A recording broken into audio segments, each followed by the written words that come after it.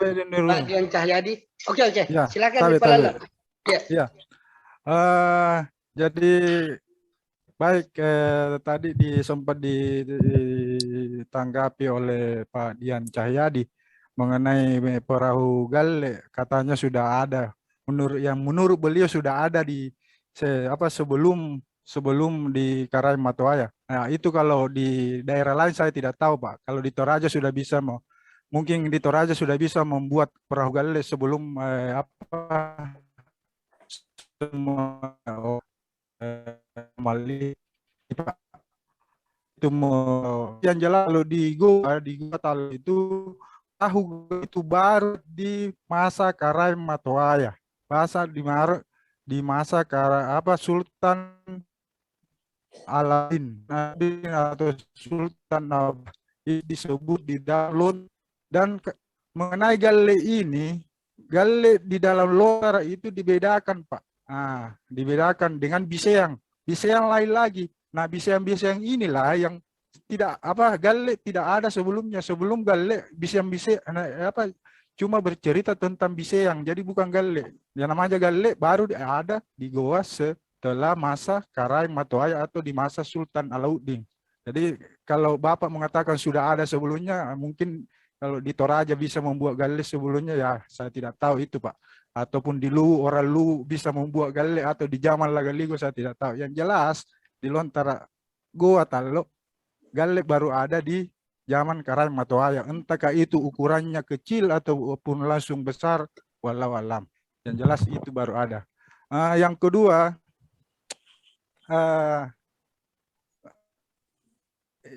mengenai perahu-perahu ini yang ke Malaka sangat jelas disebutkan di situ. Bahwasanya di dalam cerita Hang Tua itu dikatakan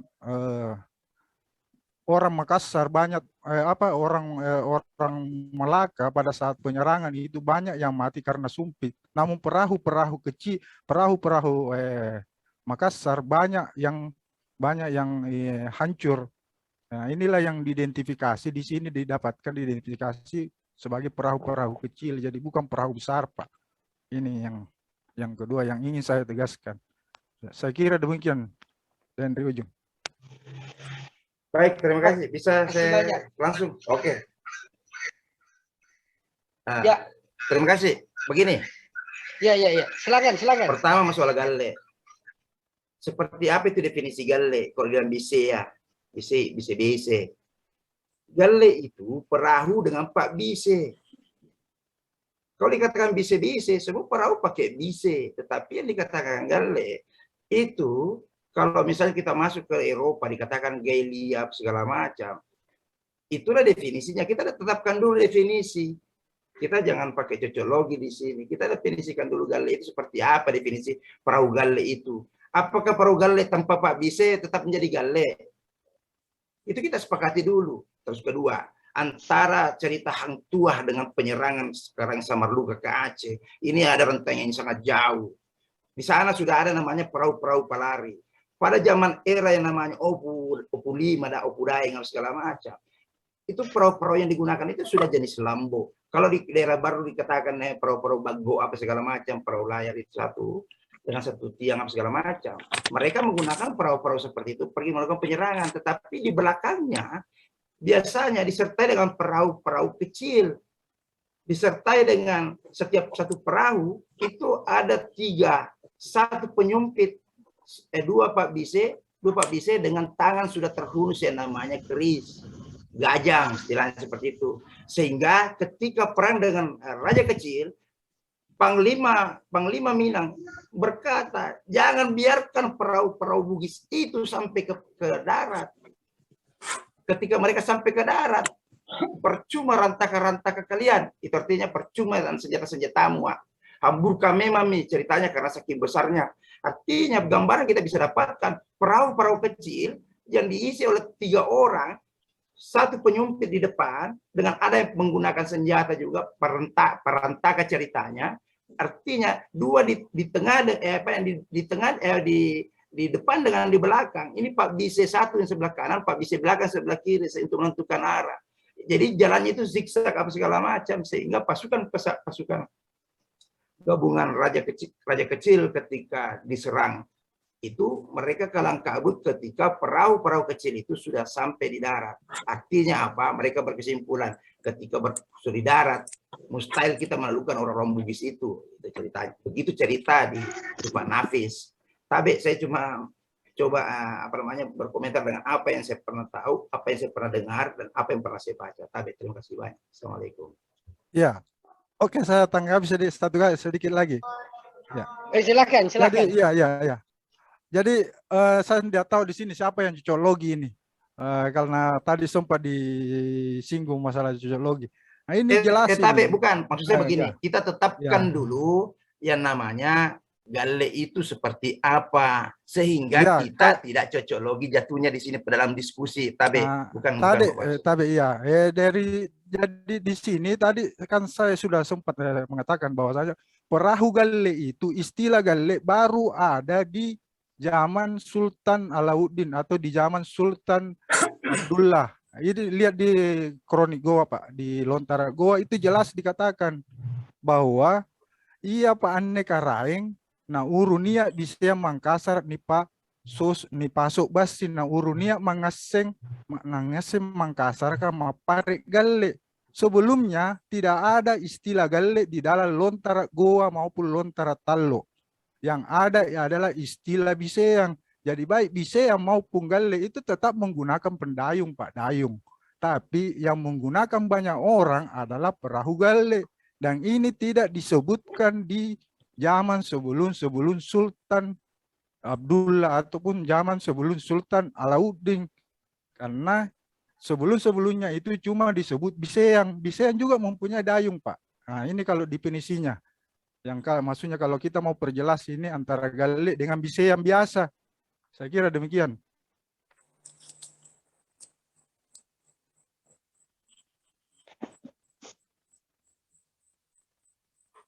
Tapi bisa saya tanya sedikit, Pak. Kalau antara biseang itu dengan galle kan sama-sama pendayung. Apakah bisa dibedakan biseang dengan galle itu terkait ukuran atau panjang? Misalnya biseang tidak pakai tiang layar, sementara galle dilengkapi juga dengan tiang layar, atau sebaliknya. Mungkin kalau begitu. ukurannya tadi sudah dijelaskan oleh Pak Ganyang, saya kira sudah jelas itu ukurannya mengenai ukuran galle, Pak. Iya, tapi saya tidak ikuti tadi. Tadi saya tidak ikuti.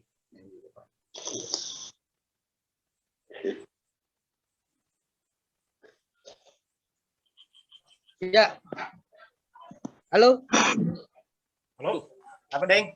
Mungkin bisa menambahkan? Ya, silakan Demeta. Saya agak lalut-lalut juga yang jadi senda. Mati-mati ini anu. Oke, silakan Demeta. Galle ini kan model perahu khas Mediterania. Mediterania ini kan Afrika Utara dan Eropa Selatan. Eropa Selatan masuk Portugis sama Spanyol. Masuk ke Nusantara, terutama di Makassar. Ini kan pengaruh Portugis, bahasa Portugis galle. Bahasa Eropanya galle. Jadi orang Makassar menyebutnya galle. Perbedaan biseang sama galle, kalau biseang ini perahu, kekuatan utamanya di layar. Kalau galle, pendayung, kiri kanan. Mungkin itu, Deng.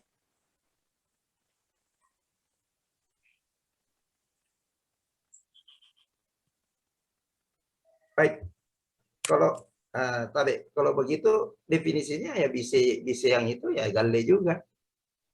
Kalau bilang kekuatan utama masalah layar, galle juga pakai layar juga. Makanya kenapa layarnya dia itu 3/4 di depan tiang layarnya, karena kenapa? Fungsinya itu untuk ketika perahunya dia sudah mendapatkan angin dan searah dengan tujuan, tentu dia akan kembangkan layar. Kalau dikatakan biseang kekuatan utamanya di layar, berarti bukan biseang namanya, perahu layar. Nah, gitu. Tapi saya cuma berlogika sedikit ini dari penggambaran, tapi karena saya tidak ikuti dari awal sebenarnya ceritanya di Pamupura. Kalau dia istilahnya ada mispersepsi, saya cuma mencocokkan saya dengan nalar saya begitu, dengan persepsi antara biseang dengan galle. Memang istilah galle itu didapatkan dari Portugis. Terima kasih. Tapi Oke, terima kasih banyak Pak Dian Cahyadi.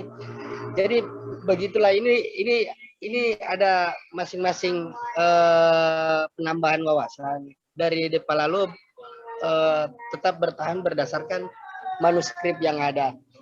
Yang masalah tergantung ekspektasi kita. Galle dengan Bisei ini bedanya pasti ada. Seandainya tidak ada beda, pasti penamaannya beda juga. Karena adanya perbedaannya, makanya namanya juga pasti beda. Begitu. Siapa tahu Den Beta mau tambahkan lagi Den Beta.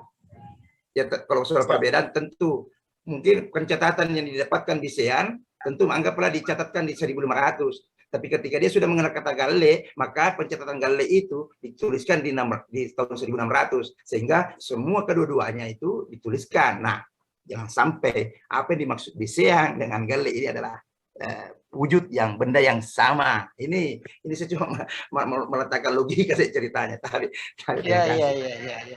Ya, tambah menarik ini malam. Menambahin sedikit. Ya, silakan. Bisayang ini kan bahasa Makassar.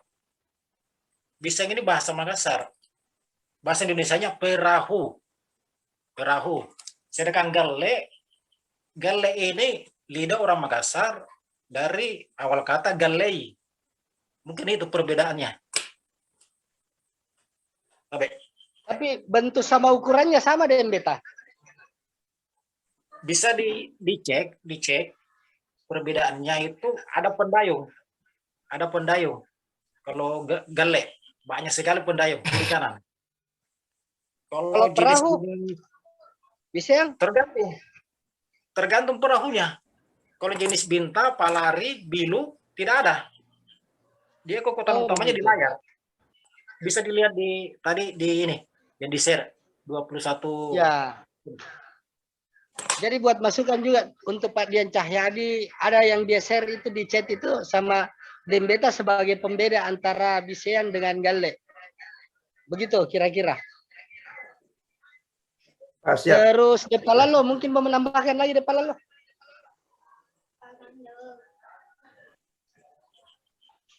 Saya kira begitu dulu dan Rujung.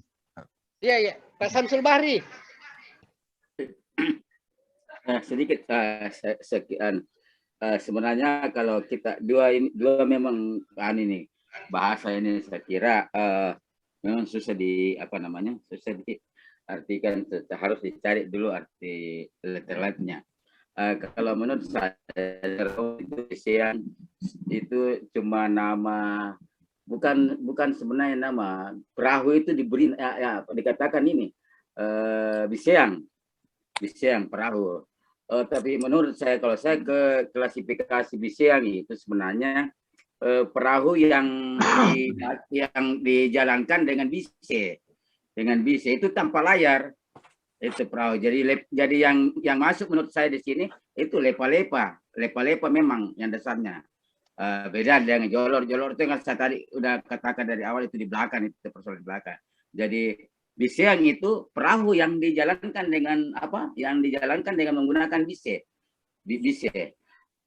Itu menurut masukan saya tentang penamaan ini.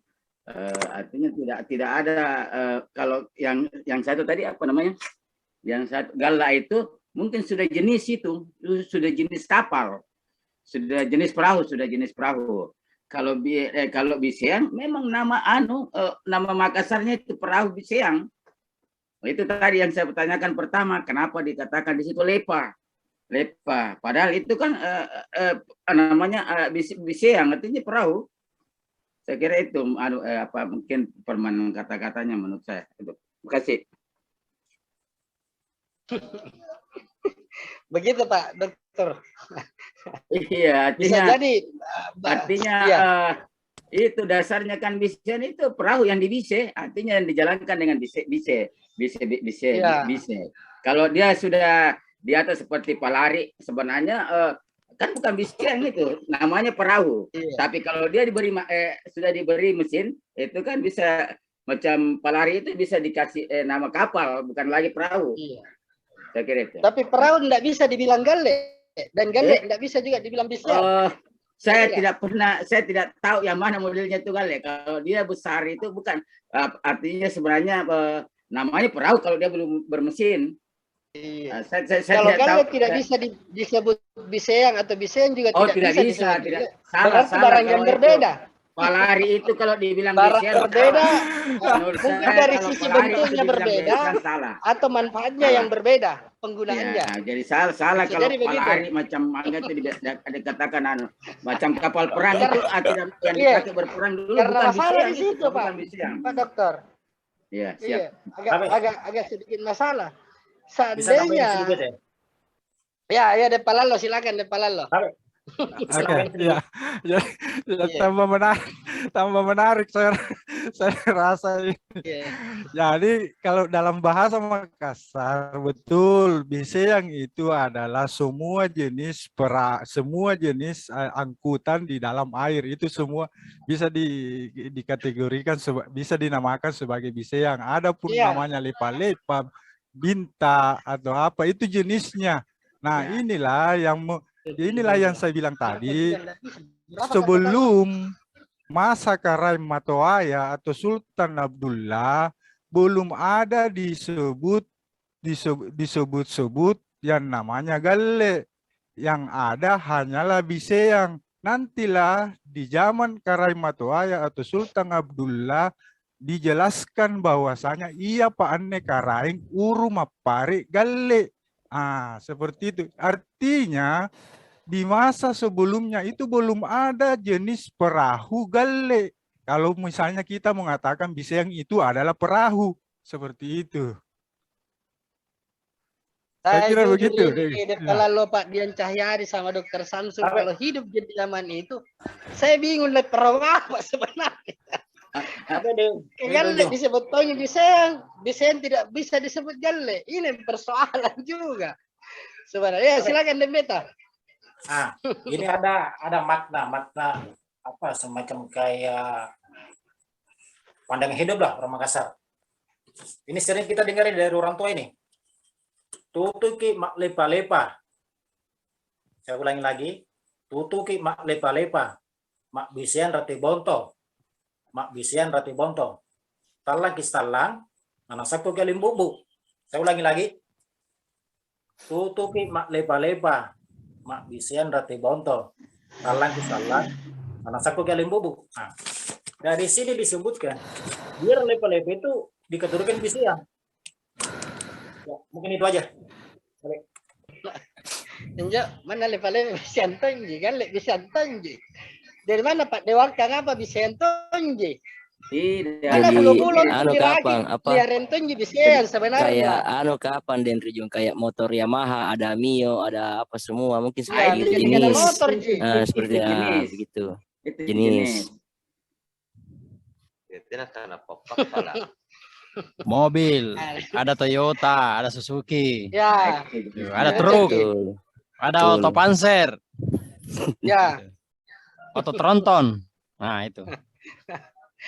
Oke, ini malam tambah menarik, ini tambah tengah malam tambah menarik ini bertambah juga kita punya wawasan, semakin mengkerucut kita punya persoalan ini malam semakin banyak tambahan-tambahan yang perlu kita ini mengenai perahu-perahu, kapal perang, kapal kargo yang ada di Kesultanan Buatan Lo.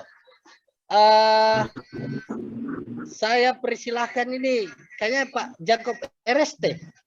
Pak Jacob. Oh iya. Halo. Ya, silakan. Assalamualaikum. Waalaikumsalam. Ya. Oh.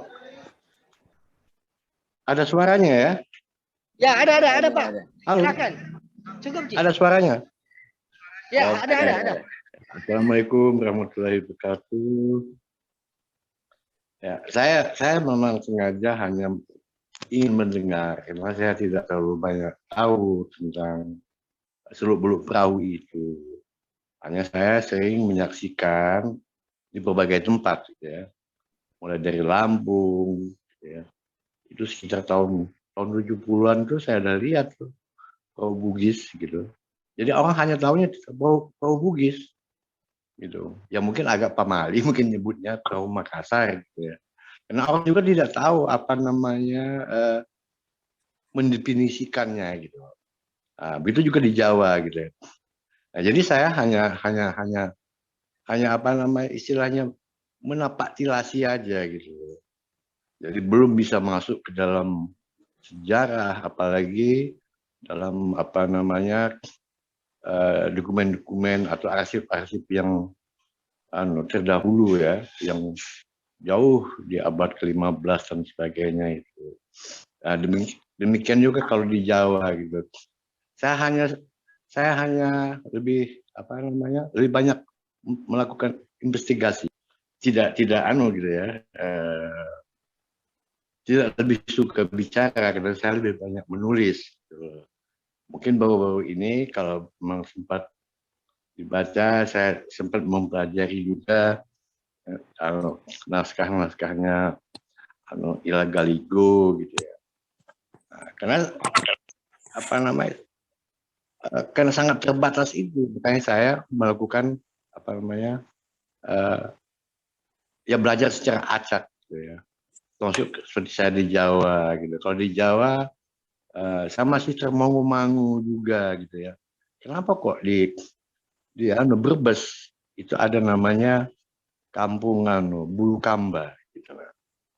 Nah, kayaknya seperti itulah suasana batin saya memahami apakah itu nama yang disebut Bugis atau yang disebut Makassar. Nah, termasuk ketika saya punya kesempatan ketemu kawan-kawan di Eropa gitu. Nah, kawan-kawan dari daerah Semenanjung Harapan itu justru sangat-sangat dengan ya orang kita Bugis gitu. Sagum. Dan itu ada yang namanya tugu yang mereka sangat hormati gitu sebagai nah, sehingga dalam kesempatan yang itu banyak sejumlah nama itu nama kita sebutan nama kita gitu. Jadi jangan heran tuh kalau dari kawan-kawan dari Tanjung Harapan tuh menyebut pisang Ambon tuh pisang Ambon juga. Nah, menurut saya itulah bagian yang mungkin dibawa oleh orang kita atau hebatnya nenek moyang kita gitu. Karena saya juga meskipun saya punya sedikit titisan darah dari Bulu Kumba, saya sangat buta sekali tentang itu. Gitu. Ya hanya cukup terkagum-kagum aja kalau orang sering menyebut bahwa apa namanya perahu pinisi itu ada dari Bulu Kumba katanya kan gitu. Nah itu yang mau saya apa namanya yang ingin saya dengar gitu sebetulnya. Saya tidak perlu banyak komentar karena saya sangat ingin sekali mendapat informasi sehingga saya tidak agak sedikit terganggu kalau kita terlalu mempersoalkan masalah teknis, ya, membedakan Makassar dan Bugis, membedakan jenis nama perahu. Gitu. Karena menurut saya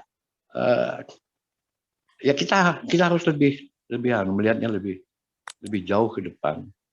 Gitu. Dan Pinisi itu bukan lagi punya orang Bugis Makassar, bukan punya Makassar punya Bugis, tapi sudah punya bangsa Indonesia. So di bangsa Indonesia mempunyai Borobudur, menurut saya begitu. Nah kira-kira saya ingin memposisikan seperti itu di diri saya gitu. Kalau saya bicara dengan kawan-kawan dari luar gitu ya. Gitu. Demikian juga satu ketika saya sempat menulis tentang perahu Bugis pada tahun 70-an itu. Dia bawa barang di Lampung gitu. Nah, apa namanya? Artinya kehebatan itu ya. Entah apakah dia dari Sunda Kelapa ataukah dia memang langsung dari Bugis itu. Ini kan sangat luar biasa kan. Cuma artinya bentuk dari perahu Bugis itu dia bisa kan melintasi pulau dan sebagainya dan itu sangat luar biasa gitu. Nah makanya di kalangan kawan-kawan saya di Jawa ini kebetulan saya lebih banyak di Banten nih sekarang nih. Baik kawan-kawan juga tahu saya di Banten. Kawan-kawan sering cerita jangan-jangan gitu. Perahu Nabi Nuh pun begitu. Itu dari Bugis katanya gitu loh. Artinya ini kan Jadi kalau kita semangat ingin meneliti, ya mungkin ini sebagai anu aja, sebagai perangsang. Sebab kalau dia, karena kata kawan-kawan yang di Jawa ini, kalau dia dibuat dari pohon jati, mana ada di kampungnya Nabi Nuh itu pohon jati gitu loh. Karena udah diteliti katanya perahu Nabi Nuh itu dibuat dari kayu jati gitu. Padahal kalau ini dikatakan dari Jawa, yang buat orang Jawa, di Jawa atau Bali dan sebagainya, ini sangat tidak mungkin gitu, karena yang punya tradisi buat itu adalah Bugis. Nah, jadi saya pun menyodorkan hal-hal seperti itu kepada kawan-kawan. Ya mungkin itu bagian dari cara kita menyemangati bahwa kita ingin menggali itu. Paling tidak seperti dalam banyak tulisan saya terakhir gitu, karena saya memang lebih suka menulis gitu, bahwa kita memang harus kembali kepada budaya leluhur kita, maritim dan agraris itu. Apalagi kalau kita bisa baca sejarahnya bangsa-bangsa Eropa masuk sini kan hanya ingin ngambil hasil kebun, hasil kita kan ladang kita kan gitu. Nah, artinya kalau kita seperti tadi kita membicarakan apakah kita ini punya nenek moyang agraris atau maritim gitu, menurut saya bukan persoalan, tapi itu satu hal yang sangat besar dua-duanya gitu. Jadi tidak perlu dibenturkan gitu ya. Ya kalau karena artinya mitos yang sudah terbangun ya perlu kita hargai juga, bahwa kalau di laut ya orang Bugis gitu kan gitu. Orang Bugis Makassar atau orang Makassar Bugis gitu. Nah, termasuk kalau di Riau, saya pernah termangu-mangu dengan ya kawan-kawan di Riau Kepulauan khususnya Batam, bahkan sampai ke Jambi gitu loh. Saya memang suka menjelajah seperti itu. Ternyata di sana si peningginya itu orang Bugis atau orang Makassar, saya tahu persis itu. Karena mereka hanya sering menyebut ya Makassar, oke, Bugis oke. Termasuk wali kota yang namanya Muhammad Dahlan itu. Pertama dia hanya mengatakan bahwa dia orang Melayu. Tapi begitu saya punya kesempatan saya telusuri, ternyata Daeng dia gitu. Begitu saya panggil Daeng dia kaget gitu. Artinya gitu ya. Nah, identitas seperti ini perlu kita ungkap juga bahwa ini adalah satu kebesaran. Entah dia dari Bugis, entah dia dari Makassar gitu. Seperti yang saya katakan tadi di sebuah pelabuhan, daerah pelabuhan di Brebes gitu ya, di tengah itu ada desa Bulu Kamba gitu loh. Mereka menarik nih kalau kita investigasi lebih jauh gitu loh. Nah, saya sering menggunakan sebutan investigasi itu karena memang saya lebih banyak berkisar di sekitar media gitu. Nah, demikian juga gitu ketika saya agak lama tinggal di Jogja, ada kampung Bugis gitu. Kan menarik nih. Nah, mungkin seperti itu yang saya maksudkan adalah itu perlu kita gali lebih jauh. Nah, di kampung Bugis itu karena saya memang tidak banyak bisa dibantu untuk menelusurinya. Nah, gitu. Itu konon katanya, bayangkan aja di tengah, artinya di daerah pegunungan jauh dari laut. Karena orang selalu tidak heran kalau ada kampung Bugis, ada Bugis itu di pinggir-pinggir pantai. Tapi ini di tengah loh, agak di pegunungan lah istilahnya itu. Kalau di Jogja itu ada kampung Bugis seperti tempat yang kebetulan ditempatinya MH Ainun Najib itu di situ. Namanya kampung Bugis. Nah, begitu saya telusuri ternyata memang di situ memang kampung orang Bugis banyak gitu. Nah, itu pun saya pertanyakan kepada kawan-kawan yang ada di sana yang agak tertarik untuk mempelajari asal muasalnya, apa bedanya Bugis dengan Makassar? Mereka pun tidak bisa jawab. Ya pokoknya Bugis oke, Makassar oke. Ini artinya saya lebih suka bersikap seperti itu. Tidak perlu dipersoalkan gitu. Nah, termasuk seperti saya juga ketika saya di Riau, saya tidak pernah diakui kawan-kawan ini atau saudara-saudara saya dari Makassar dan Bugis itu sebagai orang Bugis atau seorang Makassar. Nah, gitu. Nggak masalah untuk saya gitu loh, tapi kebanggaan saya jangan kalian jangan dihambat gitu. Karena kebanggaan saya tentang orang Bugis yang bisa sampai Tanjung Harapan dan sebagainya, gitu. Itu adalah kebanggaan bangsa Indonesia. Nah, kira-kira seperti itulah yang ingin saya sampaikan kepada kawan-kawan. Dan saya suka mengikuti ini. Nah, mudah-mudahan menurut saya ini sudah cukup banyak bicara. Biasanya saya susah menulis kalau udah bicara gitu.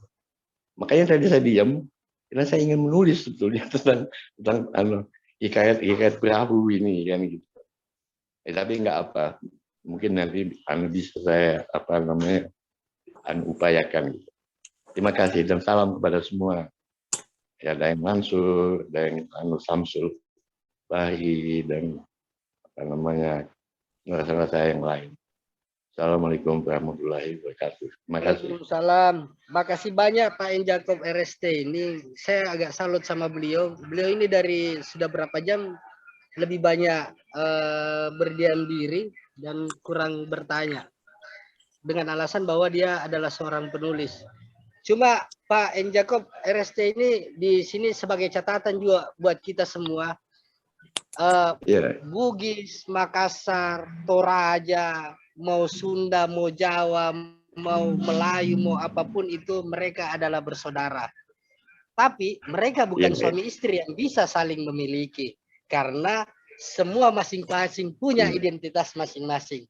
Kita ada di MCH ini malam, dan kemarin-kemarin malam, dan insya Allah di malam-malam berikutnya, hanya ingin mengungkapkan identitas masing-masing dari setiap suku-suku yang ada di Makassar. Boleh kita bersaudara, tapi kita bukan suami istri untuk bisa memiliki. Begitu. Dan Gajang, mungkin host sudah bisa ambil alih ini, kayaknya sudah 11:30. Pak Jacob. Ya. Oke. Sebentar. Saya ambil alih dulu host karena nampaknya Dendri Ujung ini beliau di warkop. Nah, ini iya. Saya sudah dimatikan lampu ini dari tadi. Oke, silakan saya ambil alih dan Ujung silakan OTW dulu ke studio 1. Nanti kita sambung ya. Oke. Makasih dan Ujung. Jadi ini belum punya studio. Terima kasih banyak. Oke. Assalamualaikum. Oke, waalaikumsalam warahmatullahi wabarakatuh. Jadi saya ambil alih dulu barista di warkop kita ini dan Ujung biar bergeser ke studio 1 dulu ya. Oke, terima kasih komentar terakhir dari Pak Yakob, sangat memperkaya hasanah kita. Yang pasti tidak usah khawatir, ada kekhawatiran di antara kita semua ini. Kita semua bersaudara. Cuma itu aja, ada merah, ada putih dalam satu kebun raya, itu kan indah ya. Termasuk saudara saya ini, Pak Dian Cahyadi ini dari Toraja. Jadi kita semua sama semua, termasuk dari Sulawesi Barat. Pak Dian silakan. Ya, lanjut Pak Dian. Halo.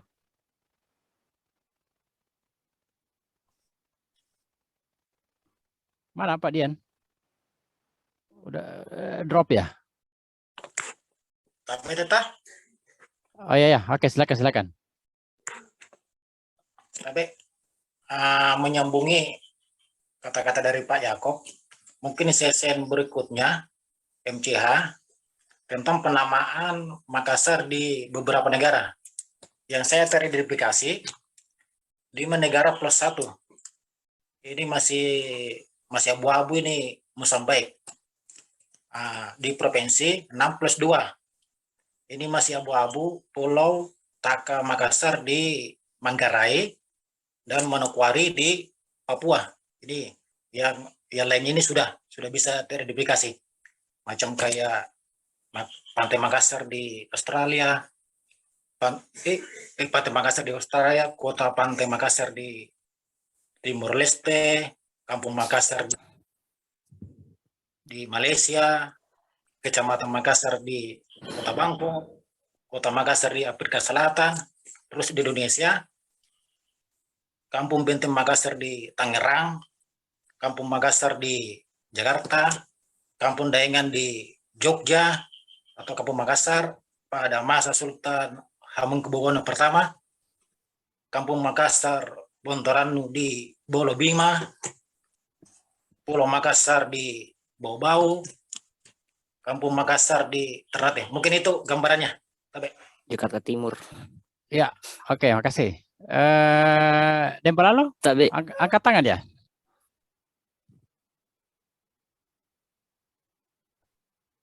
Siapa angkat tangan? Oke Pak. Oke Akbar dulu. Silakan. iya, terima kasih Dengganya. Mohon maaf sebelumnya saya menanggapi dulu dari Pak siapa tadi? Pak Yakob. Pak Jakob. Iya, begini Pak Jakob, menurut pribadi saya seorang guru bahasa Makassar. Lalu bagaimana saya menyampaikan ke siswa bahwa bahasa yang saya ajarkan adalah bahasa Makassar kalau tidak mengenal namanya identitas. Itu dulu yang perlu diketahui. Dan hasil penelitian Pak Jakob tadi terus berbicara tentang etnis Bugis. Artinya belum seimbang menurut saya. Seperti itu. Atau kalau tulisannya Pak Jakob tentang Bugis belum seimbang. Karena kalau dilihat dari sisi di Bulukumba itu, semua bagian-bagian kapal yang mereka buat itu, para pembuat kapal itu berbahasa Makassar semua, Pak. Itu dulu yang perlu diketahui, bahwa di Bulukumba juga itu orang Makassar. Mulai dari Pangkep, bahkan di pemetaan bahasa 1972 itu oleh Palengkahu, mulai dari Pangkep sampai Selayar itu bahasa Makassar. Dari identitas seperti dari bahasa itu bisa ditarik identitasnya itulah Makassar. Mungkin seperti itu saja Dengganya. Terima kasih. Ya, makasih Pak Guru. Amri, ini memperkaya lagi hasanah pembicaraan kita ya malam hari ini. Nah, Bapak Ibu sekalian, ini ada pertanyaan di chat yang masih tertinggal ini. Mudah-mudahan dari para hadirin ada yang bisa membantu ini. Ini pasti Mbak Fitri ini sudah dongkol dari tadi ini karena udah kelewat jauh pertanyaannya ini. Tentang malah ada dua ini. Satu kan sudah terjawab tentang tempat pembuatan perahu yaitu Bantilang. Nah, ini ada dua yang tertinggal nih. Yang pertama adalah penamaan kapal Banawa. Jadi kapal Banawa ini menurut Mbak Fitri, ini kok bahasa Jawa kuno ya? Kenapa kok bisa dipakai di Makassar oleh orang-orang Makassar untuk menamakan perahunya yaitu Banawa? Nah, itu yang pertama. Pertanyaan kedua yang belum terjawab dari Mbak Fitri adalah satuan ukur yang dipakai untuk mengukur apa namanya ya alat ini bahan-bahan yang dipakai untuk pembuatan perahu ya seperti tadi itu yang saya ada sedepa atau berapa dan seterusnya ya itu ukuran apa yang dipakai kalau orang-orang Makassar membuat perahu. Nah ini ada dua ini yang perlu diklarifikasi kalau memang ada perbendaharaan kata dan definisi di dalam budaya Makassar. Silakan. Bisa sedikit, Pak. Ya, Pak Dokter, silakan. Ya, kalau yang ukuran itu semua pakai jengkal dengan depa. Jadi tidak ada ukuran menyebut angka meter apa tidak ada.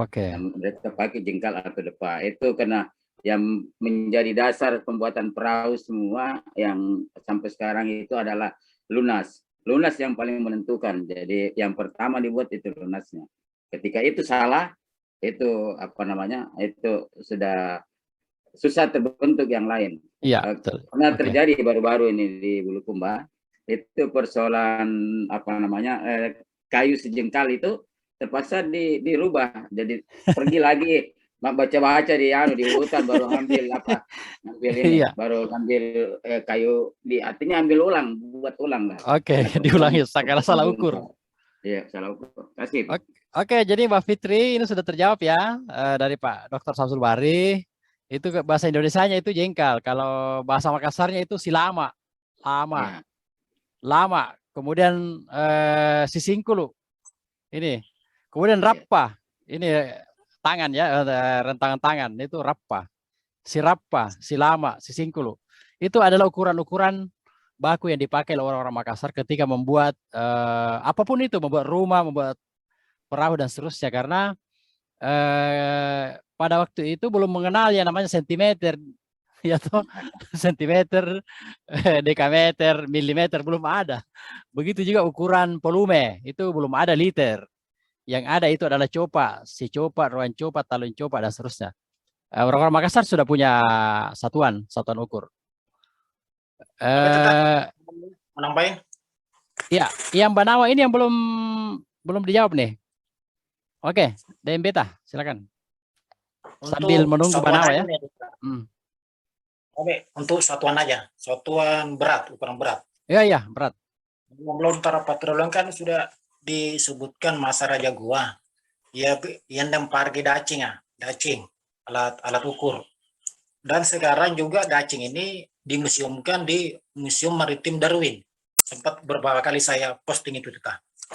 Ada gambar dacing sama teripang.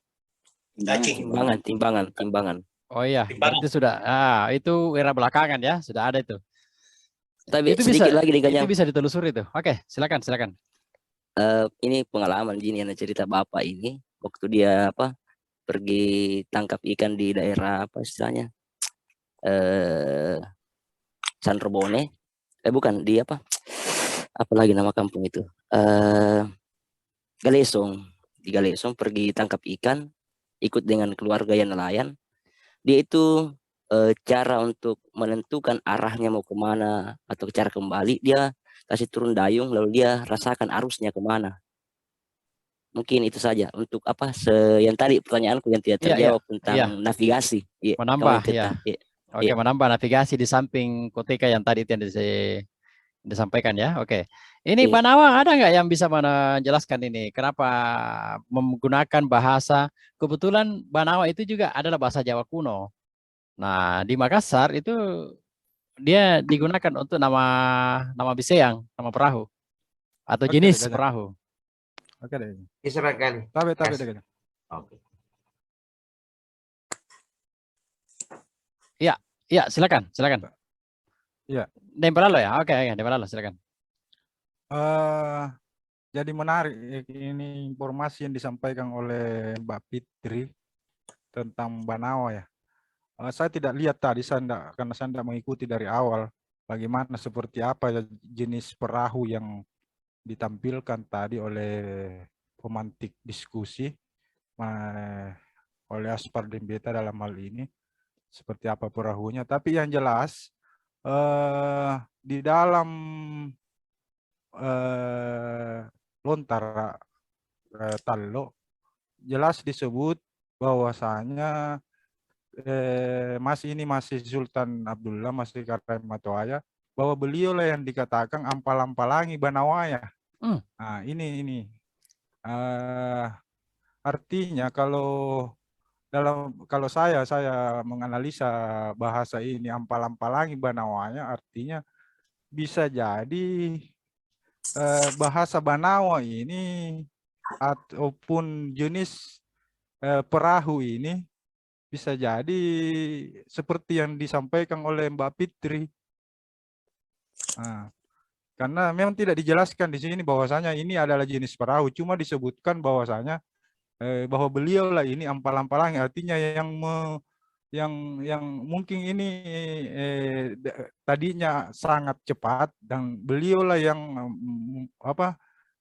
yang mempunyai inisiatif atau mempunyai teknik untuk memperlambat ini lari daripada perahu ini. Cuma itu yang terkait dengan Banawa. Kedua, mengenai masalah petunjuk dalam berlayar yang sempat disebut tadi oleh Akbar Amri. Saya kira kalau kita di sini agak kurang tepat kalau kita mau meminta pendapat. Baiknya ini kita langsung ke ke pelaku atau pelaut. Dalam hal ini bukan pelaut yang modern. Mungkin bisa kita berguru atau mencari orang di daerah Galesong sana yang masih, karena di sana masih sangat kental dengan budaya pelautnya, dan masih banyak masyarakat atau orang-orang di sana yang mengetahui tentang bagaimana cara melihat bintang dalam rangka untuk petunjuk arah. Saya kira demikian, Diganyang. Habib. Oke, makasih. Jadi jangan khawatir Mbak Fitri, ternyata Banawa itu ada di manuskrip Talo ya. Jadi mungkin ini perlu memang mudah-mudahan ada anak muda yang mau riset ini. Ya kan, karena ini sinkron sebenarnya. Di Jawa sana ada kata Banawa dan itu termasuk bahasa Jawa kuno. Artinya di era sekarang sudah tidak digunakan, dan kita pun di Makassar, Kak, perahu jenis Banawa juga ini sudah tidak ada juga. Ya kan, kita hanya menemukannya di manuskrip, di museum-museum, sudah tidak ada lagi. Nah, ini menarik. Mudah-mudahan ada mahasiswa yang berminat untuk melakukan penelitian lanjutan supaya warisan ini betul-betul narasinya dan deskripsinya itu bisa dilengkapi dan kemudian menjadi bahan-bahan untuk edukasi kepada anak-anak muda kita ke depan gitu ya.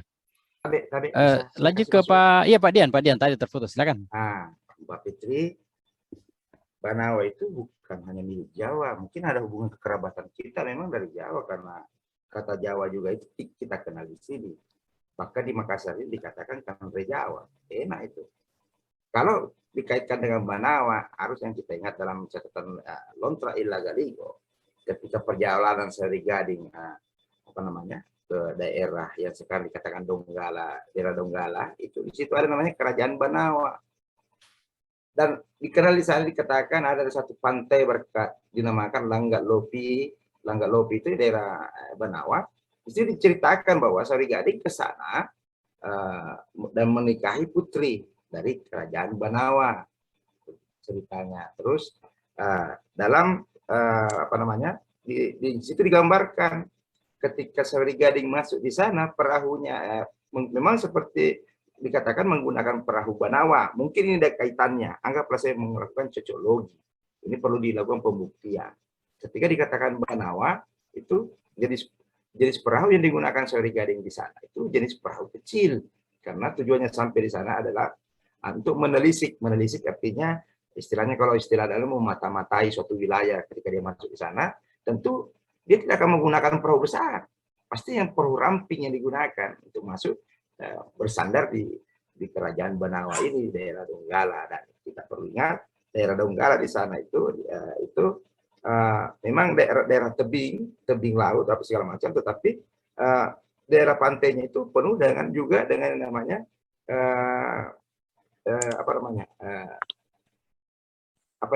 pohon-pohon di laut, di pinggir laut. Saya lupa namanya. Mangrove ya, seperti mangrove. Tentu dia akan menggunakan itu. Jadi jalannya itu senyap, enggak cepat atau segala macam. Itu maka dikatakan di sana meskipun senyap, ternyata Sari Gading diceritakan di situ terhambat. Jadi perahunya tertawan. Meskipun perahunya sudah ramping, tapi tertawan, terhambat ceritanya. Mungkin ini ada kaitannya. Kalau dikatakan kok nama Jawa apa segala macam, di kita juga ya namanya istilahnya Sanghyang Sri. Kalau di Jawa dikatakan Dewi Sri, di sini juga Sanghyang Sri. Orang tua Ramandilangi itu dikatakan Suli Sendrima, Dewa Batara, ibunya Dewi Batari, Dewi Maodro. Ini bisa dikatakan juga ada kaitannya dengan Jawa, boleh saja. Seperti itu. Artinya ini apa? Dari cerita Lagaligo, ini kita bisa dapatkan gambaran Nusantara ada di sana. Indonesia itu ada di sana. Terima kasih. Mungkin cuma masukan, anggaplah ini yang saya katakan ini cocok logi, bisa dikait-kaitkan lah segala macam. Terima kasih. Iya. Oke. Itu bagian dari hasanah diskusi, Pak. Jadi tetap itu tetap kita jadikan sebagai bahan-bahan yang kita perbincangkan ya, menambah hasanah. Nah, ini catatan dari Mbak Fitri. Banawa dalam bahasa Jawa kuno itu memang artinya perahu. Nah, maka cocok lah itu. Oke, Akbar. Iya, tapi Diganyang.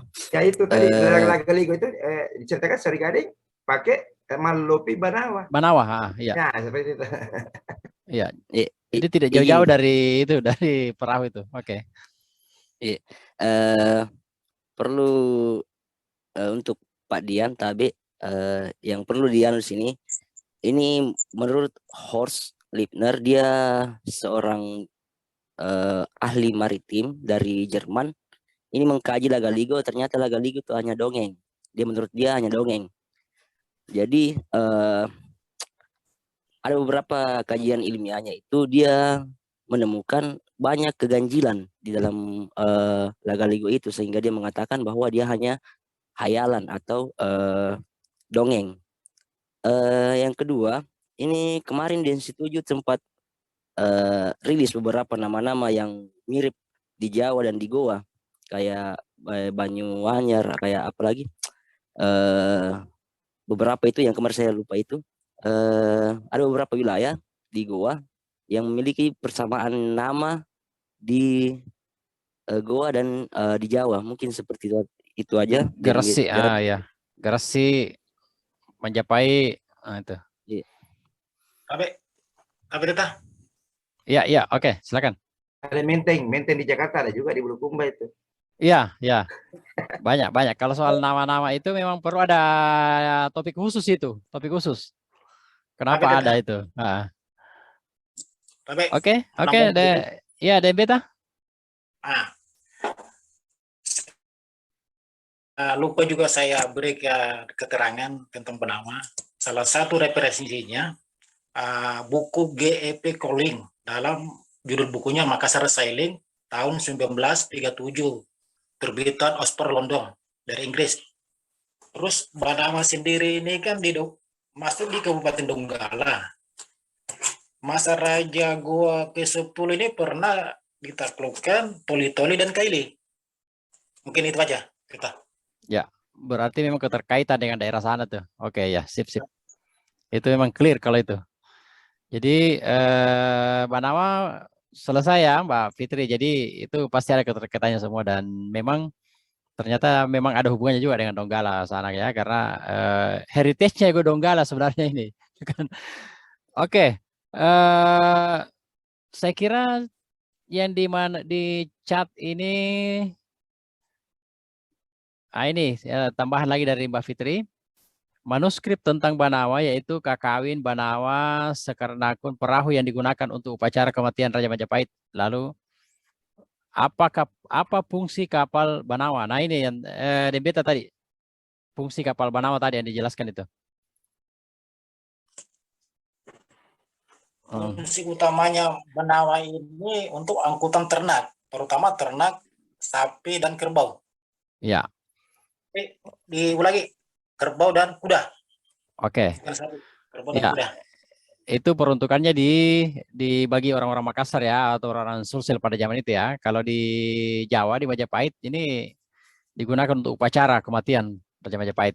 Ya, saya kira itu kalau soal peruntukan no problem. Yang pasti bahwa ini sama-sama alat transportasi laut. Oke, saya lihat lagi di chat room, apakah masih ada yang tertinggal? Ya ini dari Mansur, apakah ada ini di luar bahasan, tapi tidak apa-apa, kita bahas, dan ini supaya dapat kepastian ya. Apakah ada bahasa Makassarnya terima kasih? Saya pastikan tidak ada. Orang Makassar tidak pandai berterima kasih sekalian. Sama dengan Bugis kalau begitu. Iya, Bugis juga tidak pernah. Yang ada terima kasihnya itu adalah suku-suku di NTT sana.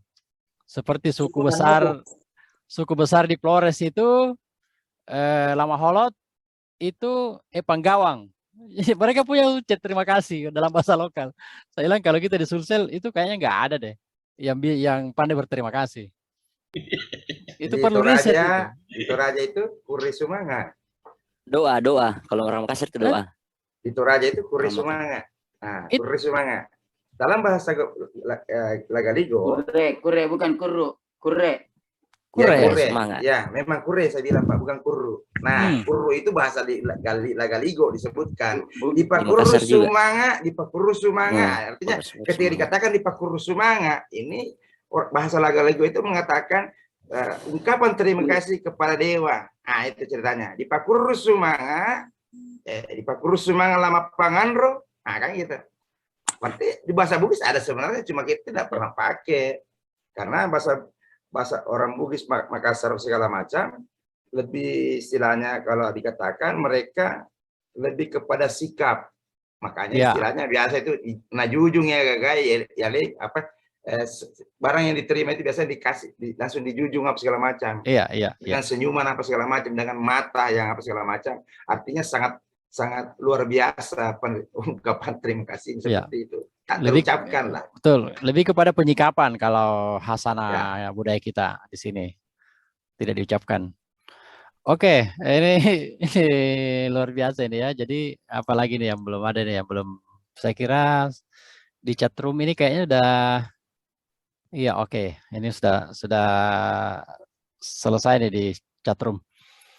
Iya, saya kira ini kita sudah memasuki menit-menit terakhir, 10 menit terakhir ini sebelum kita mengakhiri perbincangan santai kita pada malam hari ini.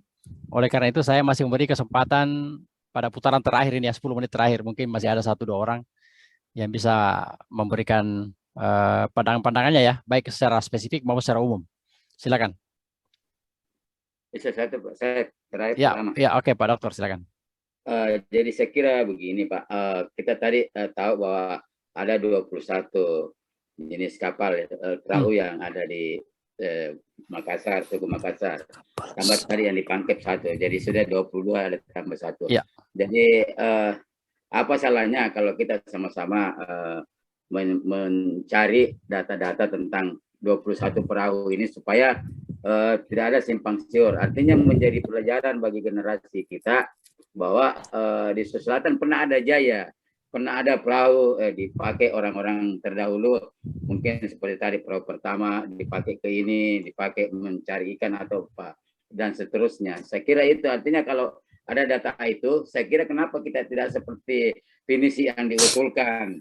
Tadi kata Ibu tadi mengatakan, Ibu ini kalau tidak salah, atau Ibu Keren mengatakan bahwa itu karena masih dilestarikan. Nah sekarang kalau bisa dicari dulu lah apa kendalanya sehingga dia tidak bisa dilestarikan. Itu seperti finisi. Saya kira itu saran saya Pak. Makasih. Ya, makasih Pak Dr. Samsul Bahri. Saya kira ini sangat konstruktif dan makanya kita angkat topik ini sebagai perbincangan agar bisa memicu kesadaran kritis dari anak-anak muda kita ini untuk mengambil, setidaknya menjadikan sebagai kajian ya di keilmuan mereka, karena ini bisa melahirkan doktor ini kalau ada anak muda yang serius nih mempelajari tentang warisan kapal-kapal kita ini sampai kemudian pelestariannya ke depan. Ini luar biasa ini, mudah-mudahan ya, jadi terbuka lebar untuk ini. Oke, ini masih ya terakhir masih ada chattingan dari Mbak Fitri ini, kita harus baca ini.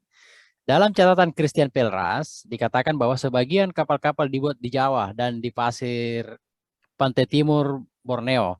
Mungkin ada kaitannya dengan Panjala Jawa.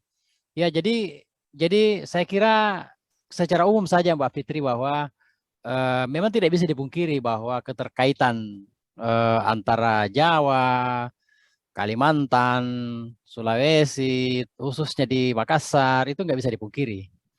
Baik itu secara baik itu dari sisi genetika karena terjadi kawin mawin di masa lalu, tentu saja termasuk produk-produk budayanya ya, termasuk kapal tadi ya, dan seterusnya. Dan saya kira itu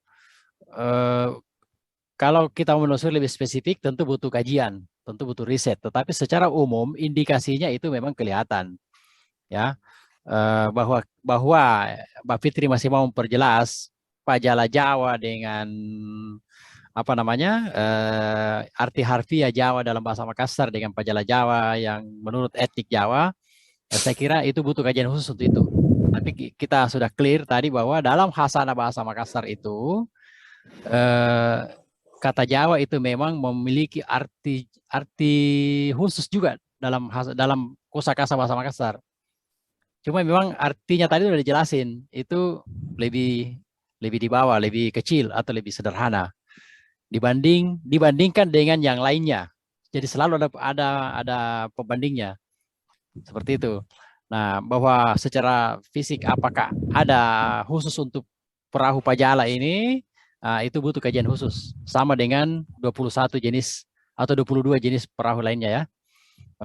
dan ini merupakan tantangan kita ke depan.